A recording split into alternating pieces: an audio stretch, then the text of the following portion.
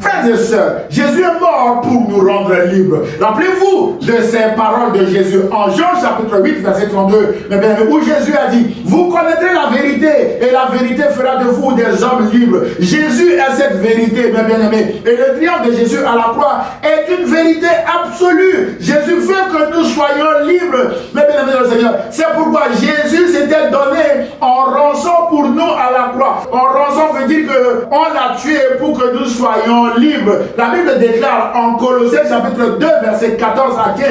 Écoutez ce verset. Jésus a effacé l'acte dont les ordonnances nous condamnaient et qui subsistait contre nous. Il l'a détruit en le clouant à la croix. C'est-à-dire, c'est ce que nous allons invoquer ce soir. Il a dépouillé les dominations et les autorités et les a livrées publiquement en spectacle en triomphant d'elles par la croix. Mes chers amis, frères et sœurs, les actes dont les ordonnances nous condamnaient sont les malédictions du passé, les maladies de tout genre, les incantations des méchants, les actes de sorcellerie, de la magie et tous les actes malveillants du diable. Jésus les a détruits à la croix. Autrement dit, le sang de la croix a englouti nos passés sombres ainsi que toutes les condamnations du diable contre nous, mes bien-aimés. Nous sommes libres ce soir et c'est ce que nous allons déclarer ce soir. Le sang de Jésus guérit, car il est écrit que c'est par ces meurtrissures que nous sommes guéris. Nous l'avons lu tout à l'heure. Le sang de Jésus nous donne aussi la paix. Nous l'avons lu. Le châtiment qui nous donne la paix est tombé sur lui. Et le sang de Jésus nous rend libres, mes chers amis internautes. D'après Ésaïe 53 que nous avons lu tout à l'heure.